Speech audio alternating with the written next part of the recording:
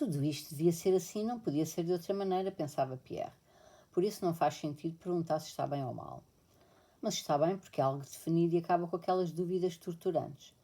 Pierre pegava em silêncio na mão da sua noiva e olhava para o belo peito a levantar e a baixar. Helene, disse ele em voz alta e calou-se. Nestes casos disse qualquer coisa especial, pensava ele, mas não havia meio de se lembrar do que se dizia nestes casos.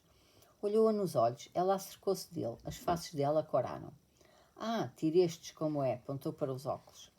Pierre tirou os óculos e os olhos dele, além da impressão estranha, habitual, dos olhos de quem tira os óculos, tinham uma expressão de susto e interrogação. Quis inclinar-lhe para lhe beijar a mão, mas ela, com um movimento rápido e grosseiro, interceptou os lábios dele e apertou-os contra os seus. O rosto dela impressionou Pierre pela sua expressão alterada, desagradavelmente atrapalhada. Agora já é tarde, acabou. Também amo, pensou Pierre. Je vous aime, disse ele, tendo-se lembrado finalmente do que era preciso dizer nestes casos. Mas estas palavras soaram tão pobres que teve vergonha de si mesmo. 1 mês e meio depois casaram. Casaram-no. E Pierre, feliz possuidor de uma bela mulher e de uns bons milhões, como dizia toda a gente, instalou-se na casa grande recém-restaurada dos condes Bezukov, em Petersburgo. 3. O velho príncipe Nikolai Andreevich Bolkonsky, em dezembro de 1805, tinha recebido uma carta do príncipe Vassili que lhe comunicava a sua próxima visita, na companhia do filho. Vou efetuar uma inspeção e, evidentemente, para mim, 100 verstais são um desvio insignificante para o visitar. Estimadíssimo benfeitor meu, escrevia. E o meu Anatole, que vai para o exército, acompanhar-me-á. Espero que lhe permita exprimir-lhe pessoalmente o profundo respeito que ele, à semelhança do pai, alimenta por si. Nem sequer é preciso levar Marie à sociedade. Os noivos vêm ter connosco por si, disse imprudentemente a pequena princesa, sua nora, ao ouvir a notícia. O príncipe Nikolai Andreevich franziu a cara e não lhe disse nada. 2 semanas depois da recepção da carta, à noite, chegaram primeiro os criados do conde Vassili e no dia seguinte chegou ele próprio com o filho. O velho Bolkonsky sempre tivera uma opinião pouco favorável relativamente ao caráter deste príncipe Vassili, que aumentara ainda mais nos últimos tempos, quando este, nos novos reinados de Paulo e de Alexandre, subiu muito em graduação e honras. Agora, pelas insinuações da carta e da pequena princesa, compreendeu do que se tratava, e na alma do príncipe Nikolai Andreevich, a opinião pouco favorável transformou-se num sentimento de desprezo hostil. Ao falar dele, fungava. No dia em que devia chegar o príncipe Vassili, o velho Bolkonsky mostrava um descontentamento e um mau humor especiais. Talvez estivesse de mau humor porque ia chegar o príncipe Vassili, ou então talvez estivesse sobremaneira descontente com a chegada do príncipe Vassili, porque estava de mau humor. O certo era que estava de mau humor. E Tikhon, ainda de manhã, desaconselhara o arquiteto a entrar nos aposentos do príncipe com o relatório. Então não houve como Sua Excelência anda, observava Tikhon, chamando a atenção do arquiteto para o som das passadas do príncipe. Quando assenta assim o calcanhar todo no chão, já se sabe. No entanto, pouco passava das 8 da manhã, o príncipe saiu para o seu passeio habitual, enfiado na sua peliça de veludo com gola de zibelina e com o gorro da mesma pele. Na véspera, nevara. A vereda por onde o príncipe Nikolai Andreevich costumava passear, na direção da estufa, tinha sido limpa. Ainda se viam os vestígios da vassoura na neve varrida e a pá espetada no montão macio de neve que se amontoava de ambos os lados da vereda. O príncipe passeou pelas estufas, pelas áreas de serviço e pelas obras, carrancudo e taciturno. É possível passar de trenó? Perguntou ao feitor que o acompanhava, um homem respeitável e de cara e maneiras parecidas com as do patrão. A neve é funda, excelência, já mandei limpar a avenida. O príncipe baixou a cabeça e aproximou-se da porta de entrada. Graças a Deus, pensou o feitor, a tempestade passou-nos ao lado. Seria difícil passar, a excelência, acrescentou o feitor. Ouvi dizer que vinha um ministro de visita à vossa excelência, não é verdade? O príncipe virou-se para o feitor e fitou-o, carregando o sobrolho. O quê? Um ministro? Que ministro? Quem foi que o mandou? Gritou na sua voz ríspida e estridente. Para a princesa, para a minha filha, não limparam o caminho, mas para o ministro, sim. Não há cá ministros para mim. A excelência, tu supunhas, gritou o príncipe, articulando cada vez mais depressa e irritadamente. Supunhas? Bandidos, malandros, eu já te ensino a supor. E levantou a bengala, ameaçando Alpatites. E bater-lhe-ia mesmo se o feitor instintivamente não se desviasse da pancada. Eu supunha. Malandros, gritava o príncipe muito depressa. E apesar de Alpatites, assustado com o seu próprio atrevimento, se desviar do golpe, se ter aproximado do príncipe, baixando com submissão a sua cabeça calva diante dele, ou talvez precisamente por isso, o príncipe, continuando a gritar malandros, deite-se outra vez a neve para o caminho, não voltou, porém, a levantar a bengala e rompeu para dentro de casa. Antes do almoço, a princesa Mária e Mademoiselle Bourrienne, sabendo que o príncipe estava de mau humor, ficaram à espera dele de pé. Mademoiselle Bourrienne com uma cara radiante que dizia: não sei de nada, estou como sempre. E a princesa Mária, assustada, pálida, de olhos baixos. O mais penoso para a princesa era saber que nestes casos era preciso tomar a atitude de Mademoiselle Bourrienne, mas não conseguia fazê-lo. Pensava: se fingir que não sei de nada, pensará que não tenho compaixão por ele. Se fingir que eu própria estou aborrecida e de mau humor, dirá, como já aconteceu, que estou de orelha caída, etc. O príncipe olhou para o rosto assustado da filha e fungou. Inútil, ou então és imbecil, disse. E a outra que já não está aqui. Já lhe besbilhotaram qualquer coisa, pensou ele da pequena princesa que não tinha comparecido ao jantar. Onde está a princesa? Perguntou. Anda a esconder-se? Não está muito bem disposta, respondeu Mademoiselle Bourrienne, sorrindo alegremente. Não pode vir. É tão compreensível no estado dela. Emitiu o príncipe e sentou-se à mesa. O prato não lhe pareceu limpo. Apontou com o dedo para a mancha e arremessou.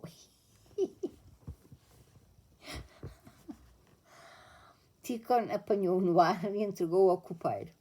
A pequena princesa não estava mal disposta, mas tinha um medo tão intransponível do velho que, mal soube do seu mau humor, decidiu não sair do quarto. Tenho medo pelo bebê, disse a Mademoiselle Bourrienne. Só Deus sabe o que o susto pode provocar. De uma maneira geral, a pequena princesa vivia em Lissigore sob o império de um medo permanente e da antipatia para com o velho príncipe, sem ter consciência desta, porque o medo sobrepujava de tal modo a antipatia que não a deixava senti-la. Da parte do príncipe também havia antipatia, mas abafada pelo desprezo. A pequena princesa, depois de se adaptar à vida de Lissigore, afeiçoara-se sobremaneira a Mademoiselle Bourrienne e passava com ela dias inteiros. Pedia-lhe que dormisse no quarto dela e falava muito com ela sobre o sogro, censurando-o. Vão chegar visitas, meu príncipe, disse Mademoiselle Bourrienne, desdobrando com as suas mãozinhas cor-de-rosas o guardanapo branco. Sua Excelência, o príncipe Coraguin, com o filho, segundo ouvi dizer, disse interrogativamente. Esta Excelência é um moncoso, fui eu quem o colocou no ministério, disse o príncipe com ar de ter sido insultado. E o filho vem também porquê? Não percebo. Talvez a princesa Lisaveta Karlovna e a princesa Mária saibam, mas eu não sei com que propósito ele traz cá o filho, não preciso dele. Ele olhou para a filha toda corada. Estás mal disposta? É com medo do ministro, como disse hoje esse paspalho do Alpatites. Não, meu pai. Por mais inoportuno que fosse por parte de Mademoiselle Bourrienne tocar no tema, ela não parou e continuou a falar das estufas, da beleza de uma flor acabada de desabrochar. E o príncipe, depois da sopa, abrandou. Depois do almoço, passou pelos aposentos da nora. A pequena princesa, sentada a uma mesinha, tagarelava com a criada macha. Ao ver o sogro, empalideceu. A pequena princesa mudara muito. Agora, mais parecia feia do que bonita. Tinham-lhe descaído as bochechas, o lábio subira-lhe ainda mais pronunciadamente. Os olhos tinham-se-lhe empapuçado embaixo. Sim, sinto um peso qualquer, assim respondeu à pergunta do príncipe sobre a sua saúde.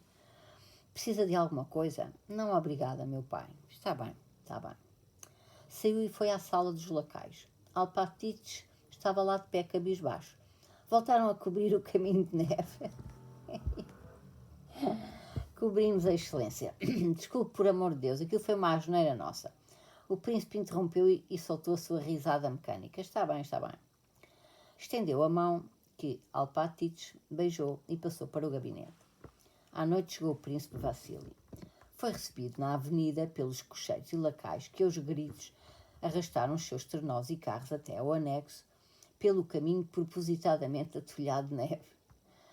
Para o príncipe Vassili e para Anatole foram destacados quartos pessoais. Anatole, tirado o jaquetão, estava sentado com as mãos nas ancas à mesa do seu quarto, para uma esquina da qual, sorrindo, dirigia, imóvel e distraído, os seus belos e grandes olhos. Encarava a vida como um perpétuo divertimento que, sabia-se lá porquê, alguém se obrigava a garantir-lhe. Da mesma forma, encarava agora esta sua viagem à casa do velho mau e da rica herdeira feia. Previa que toda a situação pudesse ter um resultado bem divertido. Casar-me? Por que não, se ela é riquíssima? Isso é coisa que nunca fez mal a ninguém, refletia Anatole. Fez a barba, borrifou-se de perfumes, com o cuidado e o esmero que já se tinham tornado um hábito nele, e com aquela expressão benevolente e triunfal inata nele, com a cabeça bonita, bem levantada, entrou no quarto do pai. À volta do príncipe Vassili afadigavam-se a vesti-lo os seus 2 criados graves. O príncipe olhava animadamente ao seu redor e acenou com alegria ao filho, como que a dizer: assim mesmo, estás tal qual preciso que estejas. Não, a sério, papá, ela é muito feia, perguntou Anatole em francês, como se continuasse a conversa que se repetira vezes sem conta durante a viagem. Deixa lá esse disparate. O principal é teres o cuidado de seres respeitoso e sensato para com o velho príncipe. Se ele me se resinar o juízo, vou-me embora, disse Anatole. Eu detesto estes velhos. Lembra-se de que disto é que depende tudo para ti. Nesta altura, nos quartos das criadas, não só já se sabia da chegada do ministro com o filho, mas também já se dispunha da descrição pormenorizada do aspecto físico de ambos. A princesa Mária estava sozinha no seu quarto e esforçava-se inutilmente por ultrapassar a sua profunda emoção. Para que foi que me escreveram? Porque foi que a Elise me falou nisto? É que não pode ser, dizia para si mesmo, lançando miradas para o espelho. Como vou entrar na sala? Mesmo que goste dele, nesta situação, não poderia mostrar-me neutral para com ele. Só de pensar no olhar do pai ficava aterrorizada. A pequena princesa e Mademoiselle Bourrienne já tinham recebido toda a informação necessária da parte da criada Macha, que o filho do ministro era um bonitão de sobrancelhas negras e faces coradas e que o paizinho dele arrastara os pés a grande custo pela escada acima. Mas o jovem, galgando os degraus de 3 em 3, parecia que voava. Ouvidas estas notícias, a pequena princesa e Mademoiselle Bourrienne, de quem a princesa Mária ouvia as vozes exaltadas ainda no corredor, entraram no quarto dela. Eles chegaram, Mária, já sabe, informou a pequena princesa, bamboleando a barriga e baixando-se pesadamente para se sentar na poltrona. Já não trazia a blusa que vestia de manhã, mas sim um dos seus melhores vestidos. Tinha a cabeleira cuidadosamente penteada. O seu rosto estava animado, o que não disfarçava os seus contornos balofos e mortificados. Com as roupas que normalmente usava em Petersburgo, era ainda mais visível como se tornara desengraçada. Também Mademoiselle Bourrienne, imperceptivelmente, melhorara o seu atavio, o que fazia a sua carita bonita e fresca ainda mais atraente. E então, fica assim como está a cara princesa. Não tarda que venham dizer que os senhores estão no salão. Será preciso descer e não faz um bocadinho de toilette. A pequena princesa levantou-se da poltrona, tocou a campainha a chamar a criada de quarto e, apressada e animadamente, pôs-se a inventar uma toilette para a princesa Mária e a pô-la em execução. A princesa Mária sentiu-se ofendida na sua dignidade pelo facto da chegada do noivo prometido estar a emocioná-la e ainda por as suas amigas, ambas, nem sequer suporem que pudesse ser de outra maneira.